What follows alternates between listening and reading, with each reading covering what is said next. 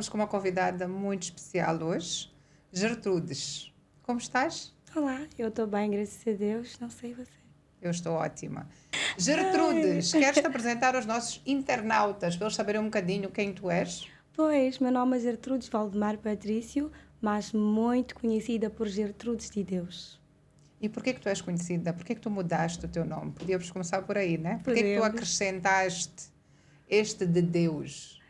Uau, porque partindo do princípio que eu tenho um testemunho e neste testemunho quem me trouxe esta nova Gertrudes que sou é Deus, tanto é que dei-me este nome, adotei o de Deus para fazer perceber que quem me transforma é mesmo Deus. Tão bonito, muito bonito mesmo. Queres dividir um bocadinho este episódio da tua vida, que podemos dizer que foi desafiador e que tu tiveste que te reinventar para seres a pessoa que está aqui hoje a conversar connosco? Quero sim, é sempre uma honra. Eu sempre digo, sempre que vou dar meu testemunho, sempre que vou contar um pouco de quem eu sou e de quem eu fui, é como se fosse uma carga sair de mim. É bom quando eu falo e sempre me transforma. Quando eu tinha 16 anos, recordo-me até da data, feliz ou infelizmente, era de madrugada naquela saída, ou seja, não exatamente saída. Estávamos na virada do ano e, por algum motivo, a mãe mandou-me para deixar uma terrina de sobremesa na outra casa. Eu lá fui e, quando eu voltava para casa, infelizmente, encontrei-me com um senhor que não é bem um senhor estranho, porque dizendo senhor é como se fosse estranho. Era um vizinho muito próximo, já considerado família. E o mesmo violou-me sexualmente.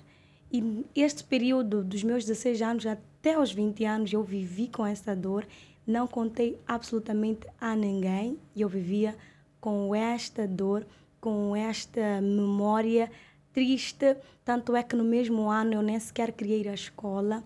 Acredito que entrei para a escola só em março, sendo que as aulas começam em fevereiro, sim. E no mesmo ano eu reprovei, porque não queria mesmo estar em um ambiente de público, num ambiente que tivesse muita gente lá, pessoas felizes me irritavam. Eu não queria ver tudo aquilo, era como se as mesmas pessoas estivessem a debochar de mim. Ok. E queres dividir connosco quais foram as emoções mais fortes que tu tiveste? Bom, uma das mais fortes e que não desejo a ninguém foi mesmo ter que viver com esta dor. Viver com esta dor foi mesmo, não sei como é que eu posso referenciar, foi duro.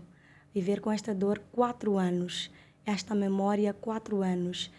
Sempre que chegasse o final do ano, sempre vinha a mim a memória de tudo aquilo que aconteceu taxativamente. E a outra era mesmo ver as pessoas ao meu redor, crianças, adolescentes da minha idade, sendo felizes. E a outra, pior talvez, era acompanhar televisão e eu ver uma jovem foi violada. Aquilo era desgastante para mim, eu nem sequer queria ver. Tu podes descrever como tu eras antes do episódio?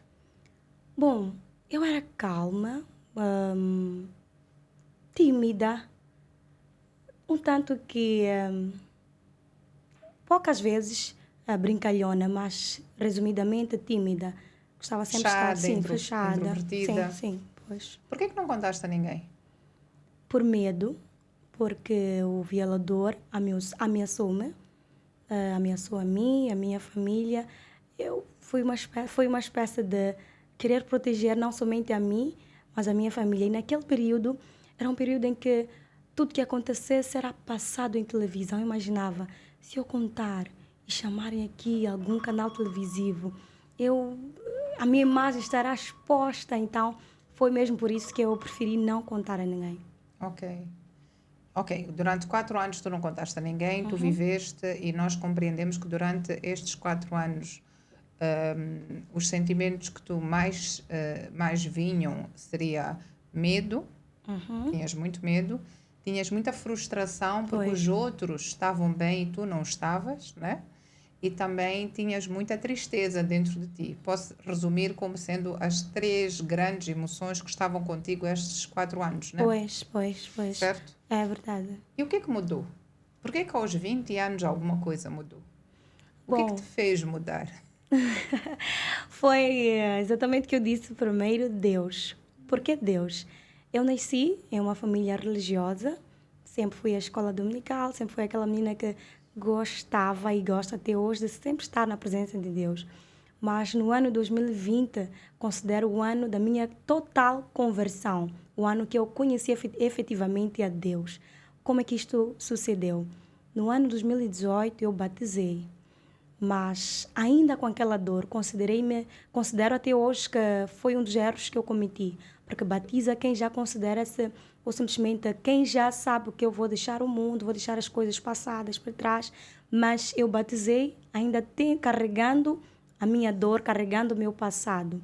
Mas 2020, sucede que eu conheço uma amiga esta que desde já endereço as minhas saudações, Vânia Conjo, que ela mostra-me o verdadeiro Deus, sem mesmo saber de tudo aquilo que aconteceu comigo. Então, ela apresenta-me um Deus que cura, um Deus que tomou, que entregou seu único filho e o mesmo tomou as nossas dores. Então, Deus foi quem me transformou, porque eu conheci verdadeiramente a Deus. Ok, então o facto de teres conversado com esta amiga, a perspectiva que ela estava a falar contigo deste ser superior, Deus, fez com que tu olhasses para ti própria de maneira diferente, foi isso? Foi. Porque eu percebi que nenhuma dor é maior do que quem me criou. Porque tenho esta dor, passei por esta situação, mas existe alguém que passou por mais do que eu.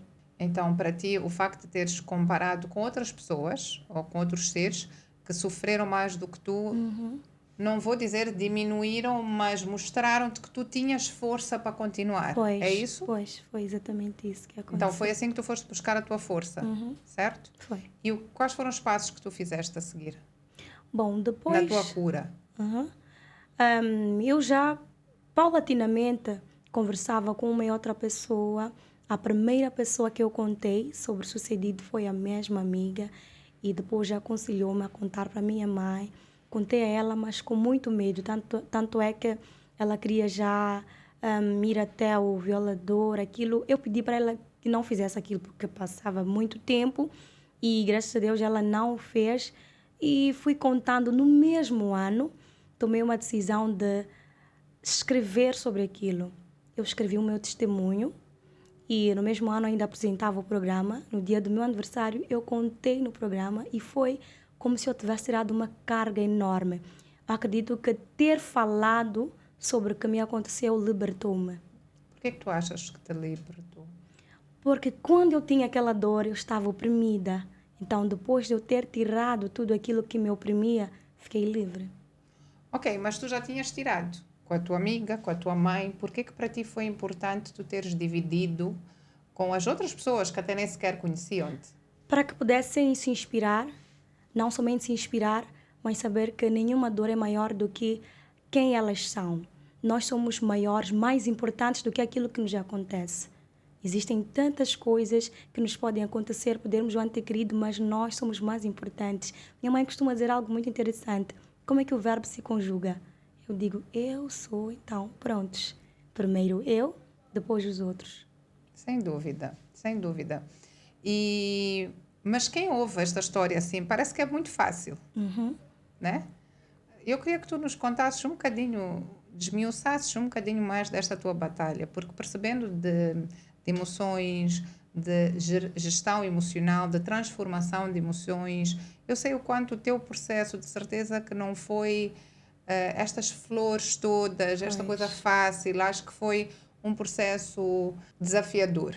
Realmente foi. Então, eu gostaria que tu dividisses com os nossos internautas, até porque podem haver pessoas que estão a ouvir e que podem se inspirar, conforme tu disseste, para saber o que fazer, mesmo quando elas não têm força para continuar. Bom, de forma não muito resumida, mesmo para perceberem como é que tudo isto aconteceu, partindo do princípio que eu era uma menina muito fechada e ter acontecido isso, acredito que qualquer um, mais do que já era, pode piorar.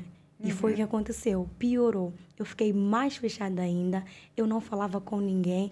Eu tinha medo de estar na presença de homens, até dos meus irmãos. Eu não gostava de ficar sozinha com nenhum homem. Até entrar no chapa, eu não queria ver nenhum homem. Para mim, era só mulher, mulher, mulher, amiga, amiga, só.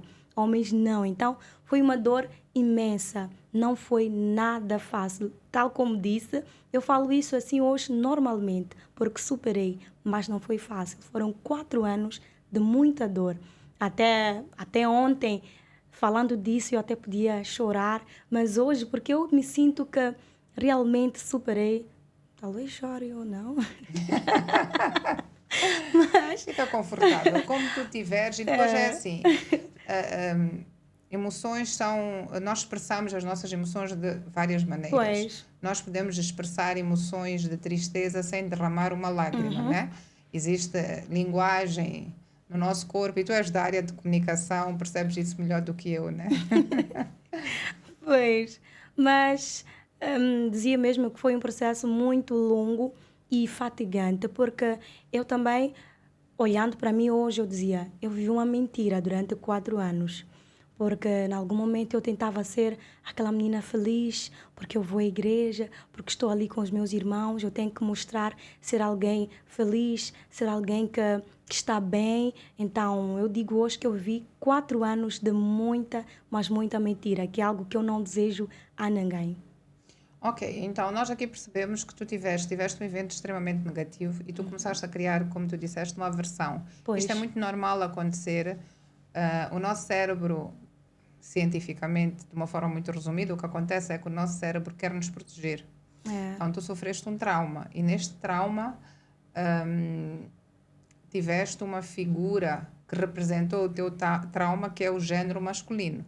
Então, sempre que o teu cérebro visse um género masculino, para ele nós não estamos seguros, né? Era. Como é que tu conseguiste ultrapassar isso? Como é que tu hoje consegues estar no meio de homens?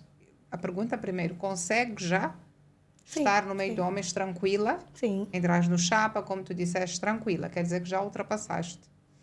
E é interessante isto, e é interessante talvez ressaltar isto. Eu posso ter traumas e não ser traumatizado, que são coisas diferentes. Pois. Eu posso continuar a ter traumas, mas eu não estar traumatizada com a situação. Pelo que eu percebo, tu durante 4 anos estavas traumatizada. Hoje, tu depois trataste o teu trauma e tu agora já não estás traumatizada, já não vives num espaço traumatizado, né? Realmente. Como é que tu trabalhaste para mudar este trauma? Mais uma vez, a igreja ajudou-me, porque no mesmo ano eu tive a responsabilidade de trabalhar com jovens e adolescentes. Fiz um curso de formação, não formação de professores, de escola dominical. Então, no mesmo ano, eu trabalhava com jovens e adolescentes. E os adolescentes traziam sempre alguma coisa que eu devia, algum problema que eu devesse ajudar a resolver, alguma dificuldade lá de casa. Então, todo aquele ambiente de jovens, eu fui trabalhando a mim, eu tenho de estar. Gostando ou não, tenho de estar com eles. Depois, fui dada também uma responsabilidade de ser presidente dos jovens. E o meu vice era homem. Eu tinha de estar com ele.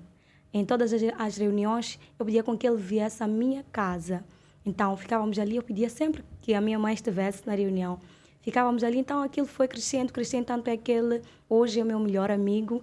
E eu acredito que estar com ele, sentar ali com ele, ajudou-me também a superar o meu medo e o trauma, talvez, né? Por estar na presença de homens. Muito, muito, muito bonito isso estás a dividir connosco, porque o que tu fizeste foi de uma forma muito inteligente e sem te aperceberes que estavas a usar tanta inteligência. Acredito eu que não estavas a perceber, só estavas a gerir da melhor forma que tu conseguias, né? O que tu fizeste foi mudar a perspectiva da figura do teu trauma. Tu tinhas uma figura que era o teu trauma, que é o género masculino, então tu permitiste questionar-te sozinha. Será que todos os homens são iguais? Será que todo homem vai fazer ou vai ter a mesma atitude? E tu conseguiste dar esta resposta ao permitir conhecer, conforme tu disseste, eu fui conhecer jovens. E nos jovens estavas a conhecer mulheres e homens. Eu fui ajudar estes jovens a superar os traumas deles. É. Então eu aí permito-me perceber que afinal não são todos. Fui conhecendo a eles e sabendo que são diferentes. Exatamente, foste conhecendo este teu melhor amigo também, para depois perceberes que, olha, não são todos, né? E sempre que a gente abre esta perspectiva, o que é que acontece quando nós temos um trauma muitas vezes? É que nós vemos uma só verdade absoluta, quando estamos no estado de traumatizados. Pois. A verdade absoluta é, isto aconteceu comigo, quem causou isto foi género masculino, para este exemplo específico, logo todo género masculino não é bom. Então isso não me permite estar perto de ninguém desse género. E o que nós temos que fazer, e fazemos isso na terapia também, então é muito interessante o que tu fizeste sozinha, né? Eu sou uma pessoa bastante religiosa e acredito muito em Deus e concordo contigo que Deus sempre está a proteger-nos, sempre está a guiar-nos. Nós, humanos, é que às vezes não conseguimos ter a calma, estarmos em paz connosco para ouvirmos o que é que Deus está a falar connosco, né? Porque Ele tem várias formas de comunicar-se connosco. Nós é que, na nossa ignorância, não conseguimos ouvir. Então, tu conseguiste fazer exatamente isso. E estavas sozinha, né? Então, foi muito interessante e é importante para as pessoas que estão a nos ouvir. Se vocês tiverem um caso semelhante, se nós percebermos que sempre que eu vou, por exemplo, vou até dar um exemplo, não sei se alunos, né? Sim. Há muitos alunos que quando chegam ao exame têm crises de pânico. É verdade. Associaram o exame a falharem. Porque sempre que fazem o exame vão ter uma nota negativa, vão ser ridicularizados perante os colegas ou o pai, o encarregado, vai zangar. Então, eu fiz já esta associação. Então, quando o exame chega, eu entro em pânico, congelo, ou desato a chorar, ou não quero fazer, tenho diferentes reações, mas é a mesma coisa, eu estou traumatizado e tenho um trauma que seria eu associar os exames para o meu fracasso, né? Então é interessante porque aí as pessoas que estão a nos ouvir podem fazer esta relação e ver como superar os seus desafios, né? Pois. Então, esta foi a primeira coisa que tu fizeste. Tu mudaste a perspectiva. Tu permitiste olhar para um homem, género masculino, com outro filtro. Tu tiraste os óculos, né? Realmente. O filtro, né? Pois, comecei a olhar a eles de maneira diferente. Olha, se eu não relacionar-me com eles, com quem eu vou ficar? O mundo não é só feito de mulheres. Eu tenho de me adaptar a toda a situação na qual eu me encontrar. Como é que foi as primeiras vezes que isso estava a acontecer? Como é que tu te sentias? Fisiologicamente, mentalmente e emocionalmente? Ameaçada. Num termo geral, ameaçada, porque para mim todo homem era aquilo que dissemos, era o mesmo, faria o mesmo que eu... E reações do teu corpo? Como é que o teu corpo reagia? Tremia, ficava nervosa. Infelizmente, estou até hoje a lutar com a ansiedade. Então, ficava muito ansiosa, batia os pés, as mãos, estalava os dedos, transpirava muito e era sempre assim. Ok. E sentiste a transformação ao longo do tempo? Senti. Eu falava pouco na altura. Então, se fosse para dar uma informação, era boa tarde, é isto e pronto. Boa tarde, é aquilo e pronto. Então, eu fui desenvolvendo. Se fosse para dar uma palavra, era abrir, explicar e pronto. Sem perguntar se há dúvidas, nem nada. Era deixar a informação que eu ia dar e pronto, mais nada. Então, no andar do tempo, eu já questionava, já até pedia com que eles se fizessem presentes, não somente presentes, mas participassem efetivamente de toda a aula, porque não era só minha, mas de todos nós. Ok. E tu disseste aqui que tu, antes do episódio, tu eras muito introvertida. E eu já conheço, né? Já estive contigo algumas vezes e acho-te extremamente extrovertida. Há uma diferença grande de quem tu eras e quem tu és, né? Pois, o que é que mudou diferença. E por que é que mudou? Uau, porque eu descobri que estar em Deus é alegria, é paz. Existe uma palavra que diz: no mundo tereis aflições, mas tem bom ânimo. Não porque não terá tristeza, mas eu tento ser sempre quem sou, feliz e alegre, porque existe um Deus que morreu por mim para proporcionar-me esta alegria. Então, não tenho razões de queixa. Eu tenho de ser feliz, independentemente do que me for acontecer. Palavras bonitas. Eu só não concordo com esta parte que Deus morreu, porque eu acho que Deus é muito grande, é grandioso, é misericordioso e Deus é vida, né? Deus é o que nos criou, é o que nos trouxe tudo, né? Mas em termos emocionais, que é muito interessante a gente também ver isto, como é que tu transformaste uma pessoa introvertida para uma pessoa extrovertida? Eu percebo esta palavra que tu disseste, que tu fazes porque Deus é alegria, né?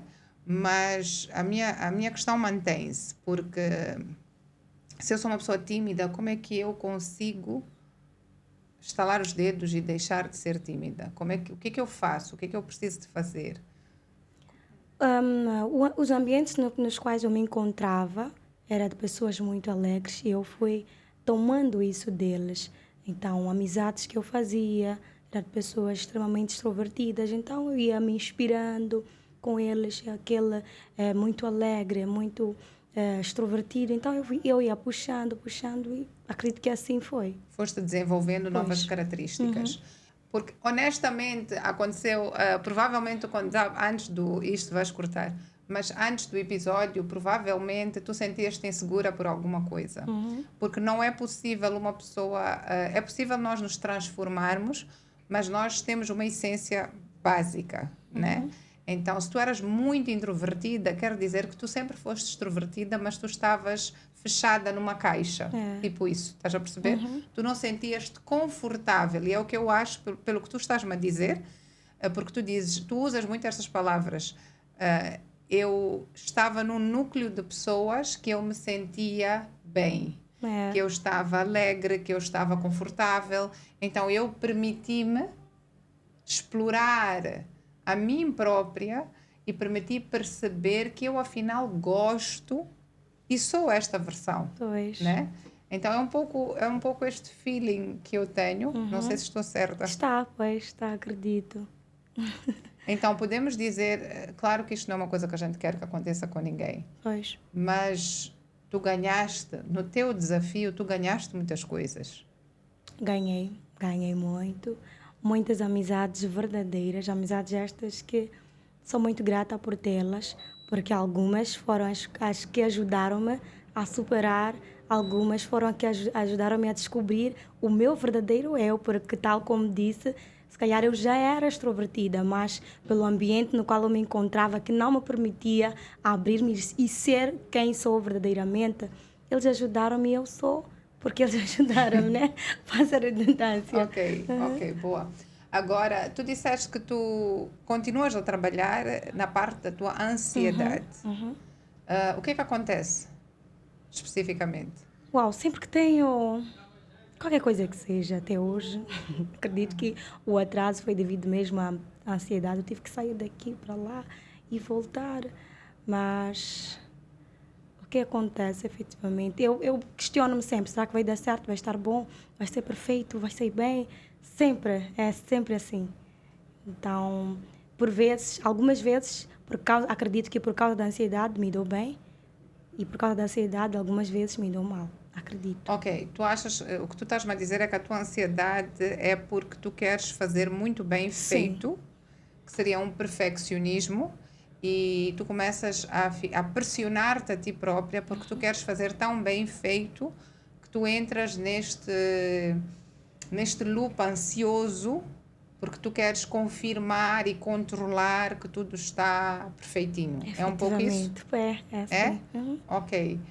Queres saber o que é que o perfeccionismo significa? Quero. Em questões, em termos emocionais, né? Normalmente o perfeccionismo significa que nós queremos validação dos outros. Significa que eu preciso de alguma forma confirmar sempre que eu não erro, porque se eu quero ser sempre perfeita é porque eu não admito que eu possa errar. Então eu tiro esta possibilidade do meu próprio dicionário e a única oportunidade é que seja perfeito, que seja ótimo. E cada vez que sair 1% abaixo do perfeito, eu vou me culpabilizar. Eu vou me sentir para baixo, eu não vou me vitimizar, mas eu vou fazer um bullying comigo. É um pouco isso. Eu vou dizer, realmente, mas frases como não podias fazer bem, é claro que não está bem. Alguém chega a dar-te 10 elogios, mas deu-te 0,5 de críticas, por mais que sejam construtivas, tu só vais pensar na crítica. Então, o perfeccionista, ele tem que... Primeira coisa que tens que fazer... eu também já fui muito perfeccionista e tive muito que trabalhar nisso. A primeira coisa que a gente tem que fazer é assumir os nossos defeitos. Assumir as nossas falhas, olhar verdadeiramente para nós e perceber que nós nunca seremos perfeitos. Eu gosto muito desta frase. Deus fez os anjos perfeitos e os humanos imperfeitos. Então, nós temos que ser imperfeitos. E se eu não assumo a minha imperfeição, como é que eu espero que os outros entendam a minha imperfeição? Eles não vão entender. Então, o que eu faço é que primeiro eu quero ser perfeita para mim e para os outros. Então, eu vou buscar validação externa também. Porque os outros vão sempre dizer, mas está tão bem feito, está não sei o quê. Né? Ninguém te critica. Está tudo perfeito. Então, isto em termos de o oposto, que é o que a gente tem que trabalhar, e eu gosto muito desta parte em termos de gestão emocional, que é como... Esta frase não é minha. Eu vi um padre muçulmano que estava a dizer, um sheikh, e fizeram-lhe a pergunta, como é que tu tiras demónios de uma casa? Energia negativa, pesada e demónios. Ele perguntou, como é que tu acabas com a escuridão? Com luz. Basta teres luz, não é possível haver escuridão. Então, esta analogia para mim foi muito bonita em termos emocionais também. Então, eu vou pensar assim, como é que eu acabo com o perfeccionismo?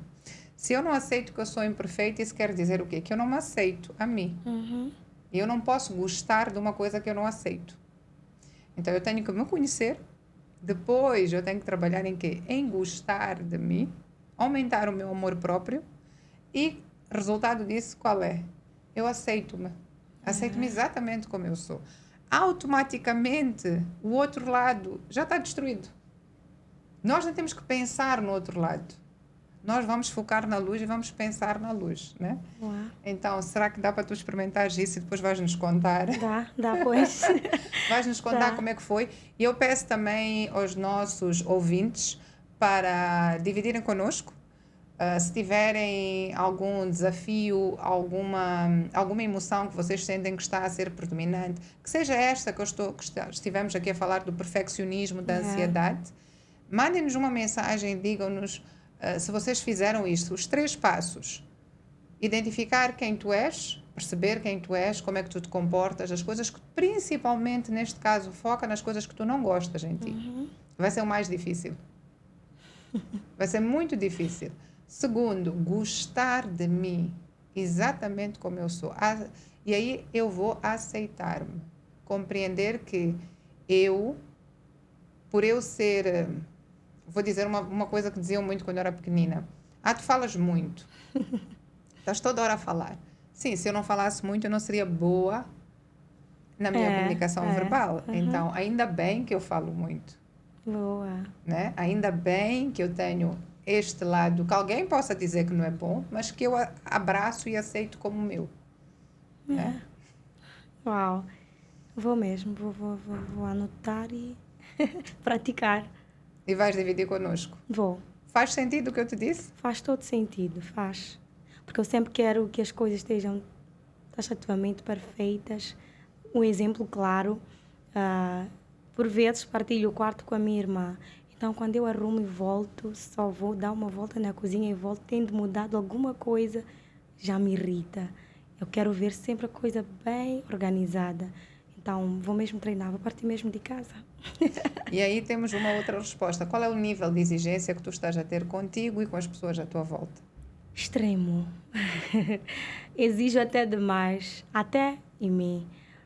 Eu até começo de mim exigindo-me a mim, depois aos outros. Tanto é que acabo criando uma barreira. Existem pessoas que conhecem-me como a Gertrudes chata, existem pessoas que conhecem-me como a Gertrudes extrovertida, amorosa, porque há quem mostra-me um lado que eu não gosto. Se é desarrumado, então vou mostrar a Gertrudes chata, a Gertrudes que gosta de tudo perfeito. Então, existem essas duas Gertrudes que, em algum momento, não gosto, que uma pessoa conhece-me assim e a outra de outro jeito. Acredito que seja por causa deste perfeccionismo. E agora vou trazer uma outra frase que eu achei muito bonita, não me lembro quem escreveu. Dizia assim, quem é que te magoou? A resposta era, as minhas próprias expectativas.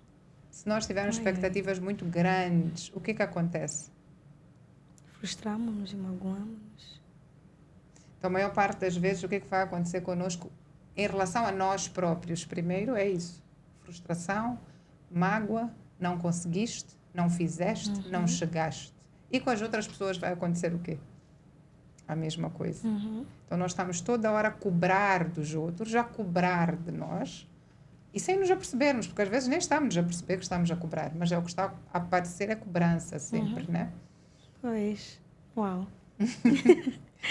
Muito interessante, estou muito a aprender, hein? Nós também estamos a aprender muito contigo e eu acho que é muito, muito bonito o que tu fazes. Eu acho que tu tens que te sentir muito orgulhosa de ti, tu tens que te sentir muito feliz com a pessoa que tu estás a construir, porque o que aconteceu contigo não é bom, não é bonito, não é humano, não deveria acontecer, né? Tu eras uma criança e não tinhas que passar pelo que tu passaste, né? E teres a coragem de conversar sobre este assunto, teres a coragem de estar aberta a ajudar outras pessoas e a dizer, olha, estou aqui, isto foi o que me aconteceu, foi assim que eu superei, certo ou errado, é a minha história. Eu acho que tu tens mesmo que sentir-te grata por ti. Tens que te sentir muito grata por ti, sem dúvida. Obrigada pela tua coragem. Não é fácil. Não é. Agradeço eu por esta oportunidade de contar, por esta oportunidade de abrir-me mais uma vez, tal como disse. É sempre uma hora para mim, é sempre bom falar disto. Não que seja bom, não que tenha sido algo bonito que aconteceu comigo, mas eu sei que tem mais gente que vive esta opressão por ter passado por isso, mas ouvindo alguém que passou pelo mesmo, eu acredito que isso vai mudar alguma coisa em sua vida. Eu acredito também, sem dúvida, sem dúvida. Gertrudes, tem algum comentário final que tu querias deixar? Uma sugestão, um comentário com os nossos internautas? Sim. Antes de mais, né, agradecer pelo convite. Mais uma vez, foi uma hora cá estar, aprendi bastante. Tudo aquilo que me foi aconselhado, que me foi dito, seguirei a isca, que acredito que me vai ajudar bastante relativamente a esta parte da ansiedade, vai mesmo ajudar-me. E para quem nos assiste e que tenha passado por esta situação ou alguma outra que sofra por esta opressão, porque eu chamo mesmo opressão, viver com uma dor por muito tempo, seja 4 ou menos, ter alguma coisa que não conseguimos libertar-nos ou simplesmente falar, é opressão, é estar preso, eu acredito. Então, o que me libertou a mim foi falar, foi dizer a alguém, foi conversar. Então, aconselho-te a ti também, se tiver alguma coisa, converse. Nem sempre temos oportunidade de ir a um psicólogo, de ter alguma consulta, algo mais, não sei se assim posso dizer, algo mais científico, não sei se posso referenciar, mas se conversarmos com alguém que confiamos, alguém que nos pode ajudar, alguém que pode dizer, olha, levanta, alguém que pode dizer, olha, sim, eu sei que isso aconteceu, mas a vida é esta, alguém que nos pode... Porque geralmente nós gostamos de ouvir, ai, vai passar, já passou, está tudo bem. Mas alguém que vai nos ouvir, vai tomar a dor e vai dizer, olha, aconteceu sim, mas vamos, aconteceu sim, foi bom? Não, mas foi o que te aconteceu, não te deixes morrer por isso. Então, se você já passou por isso, olha que acontece com todo mundo, acredito que sim ou não, mas se aconteceu contigo é para te transformar, é para te tornar uma pessoa melhor, é porque tu és especial, mesmo com o que te aconteceu. Então, não te deixes oprimir por isso, não te deixes tornar em alguém triste, alguém que não é feliz por conta do que te aconteceu. E ser feliz, porque tu és especial. Muito obrigada por ter estado aqui conosco hoje. Eu aprendi muito contigo, na tua humildade, na tua coragem, na tua força de guerreira. Inspirou a mim e tenho a certeza que inspirou a todas as pessoas que estão lá em casa e que estão nos a ouvir, os nossos internautas. Vocês que estiveram aqui conosco, no meu muito obrigada particularmente. Mande-nos um DM com as práticas que nós deixamos aqui, se tu conseguiste fazer ou não, se tiveste alguma dificuldade. Também, se tiveres alguma história de superação emocional, manda uma mensagem, nós vamos convidar, vamos correr atrás, vamos estar aqui em conversa, porque só assim nós aprendemos todos mais. Gestão emocional é algo extremamente complexo, apesar de nós, desde que nascemos, termos emoções. As emoções fazem parte do nosso corpo, do nosso DNA, de quem nós somos.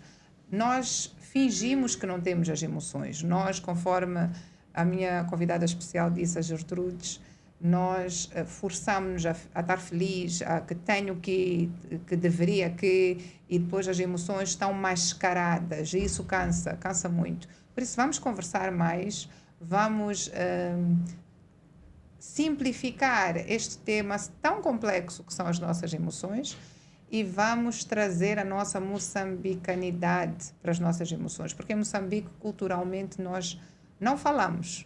Nós aprendemos desde pequenos que emoções não são válidas, que emoções não são chamadas à mesa, é só o intelectual, é o racional. Mas o que nos prova, inclusive a ciência, é que não, é que o nosso lado emocional, a nossa vulnerabilidade é a nossa maior força. E ela com o nosso intelectual, sim, aí sim, vamos atingir patamares que nós nunca pensamos antes em atingir. O meu muito obrigada e até a próxima.